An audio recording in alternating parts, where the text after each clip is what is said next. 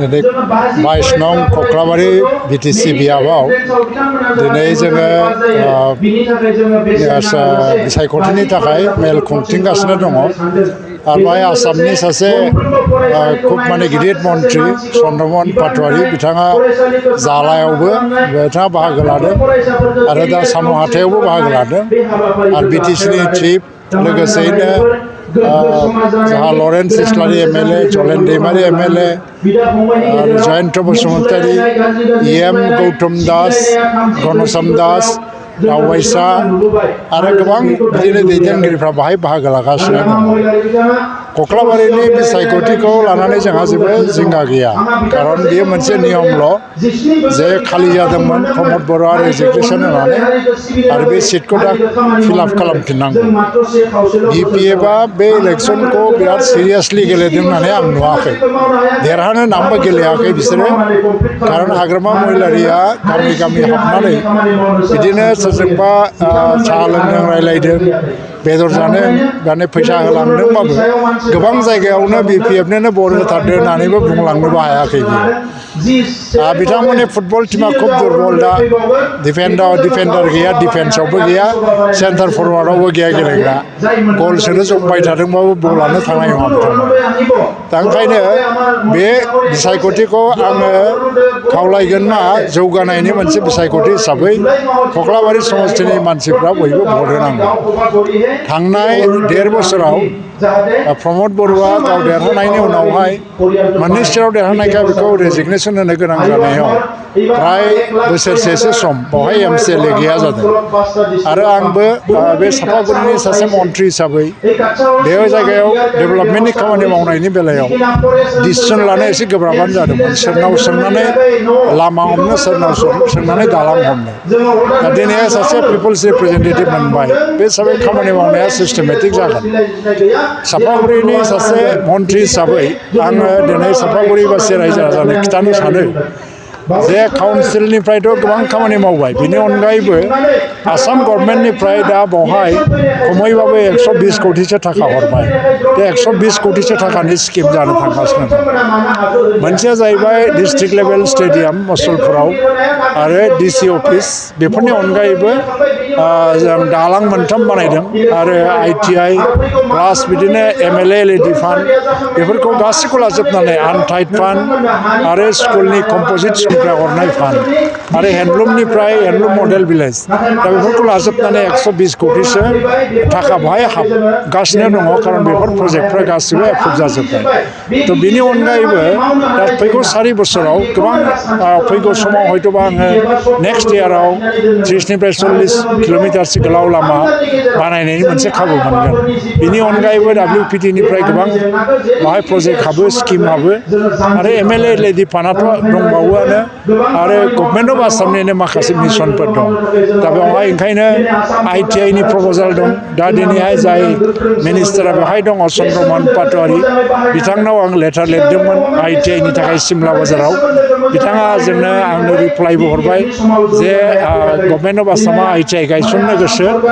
नाथाय बेनि थाखाय जोंनो 10 बिगासो हा थानाय नांगौ बे हाखौ काउन्सिलनिफ्राय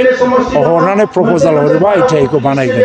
थ' बे बिथिंनिफ्राय नायोबा फार्स्टथिं एग्र' फरेस्ट्रि कलेजनिफ्राय फाउन्डेसन स्टोन जाबाय बेंगल फ्लरिकानि फाउन्डेसन स्टोन जाबाय आरो दा मिनि स्टेडियाम रुरेल स्टेडियाम जागासिनो दङ दा बेफोर बिथिङाव नायोबा दिनै दिसपुराव जि गभर्नमेन्ट दंबाय थायो आरो काउन्सिलाव जि गभर्नमेन्ट दंबाय थायो बिनिनो केन्डिडेट मन्टु बर' BJP GSP UPPLनि केन्डिडेट हिसाबै बिथांमोननो बांसिन भटआव देरहाहोनानै जों खामानि मावनो थाखाय सुबिदा होनांगौ दा बे एग्रिकालसार फार्मनि एरियायावनो एग्र' फरेस्ट्रि कलेज गायसननायनि जि मोनसे फाउन्डेसनखौ होबाय बेंगल फ्लरिकानखौ होबाय बे एजेन्डायाव लाबोगासिनो दं नाथाय बियो माने एग्रिकालसार फार्मा मोनसे स्टेट फार्ममोन आरो बेखौ काउन्सिला गेजेराव हाग्रामा महिलारिनि समाव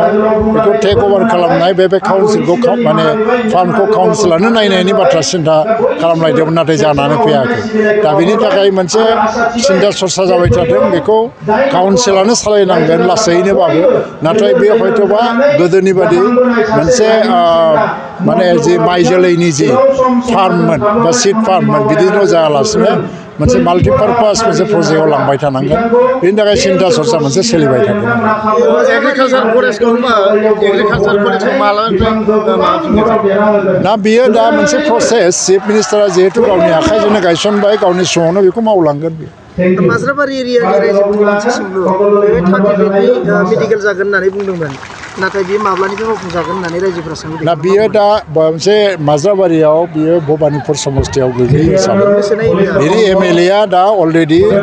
मिनिस्टार अफ हेल्थ केशव महन्तनो बिनि सोमोन्दै लिरबाय आंबो रिकमेन्ड खालामदों आरो बे जानायनि लामायाव दङ माब्ला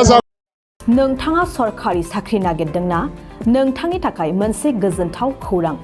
नोंथांनि थाखाय दं एडुकेट पइन्ट जेराव नोंथाङा सोलोंथाइ लानायनि गेजेरजों सरखारि साख्रिनि गुबुन गुबुन रोखोमनि गोब्राब आनजादफोरखौ उथ्रिसारनो हागोन आरो गावनि आथिङाव गसंथानो हागोन बे एडुकेट पइन्टआव नोंथांमोना SCC bank PO bank clerk bank SO UPSC FSC defence railway state insurance AAO ADO एसिस्टेन्टजों लोगोसे स्टेट लेभेल जब आरो माखासे सरखारि साख्रिनि आनजादाव गोनांथि जानाय आयदाफोराव सोलोंथाइ लानो हागोन मख'नो गोनांदि बे सोलोंसालियाव साख्रिनिल' नङा बेयाव MBA आरो सैनिक स्कुल बायदियाव एडमिशननि थाखाय एन्ट्रेन्स होनो थाखायबो सोलोंथाइ लानो हागोन बे सोलोंसालियाव गाहाम थाखो खथानि सुबिदा दं आरो सम मथे नोंथांनि सोलोंथाइखौ बे सोलोंसालियाव होनाय जागोन बेखौबो मिथिनांगोन दि बे एडुकेट पइन्टआव सोलोंथाइ लानानै बावैसो 2021-22 इं मायथाइनि SSC GDनि आनजादाव गासै 11 सा सोलोंसाफोरा उथ्रिसारनो हादों बारा नङा गासै 15,000 रांजोंनो नोंथाङा बे सोलोंसालियाव 6 दानसिम सोलोंथाइखौ लानो हागोन बे सोलोंसालिया क'क्राझार बरपेटा रड गवालपारा आरो बङाइगावआवबो दं क'क्राझाराव सोलोंथाइ लानो गोसो गुदुं जानाय सुबुंफोरा 70020261333 9101 536360 70020261333 9101536360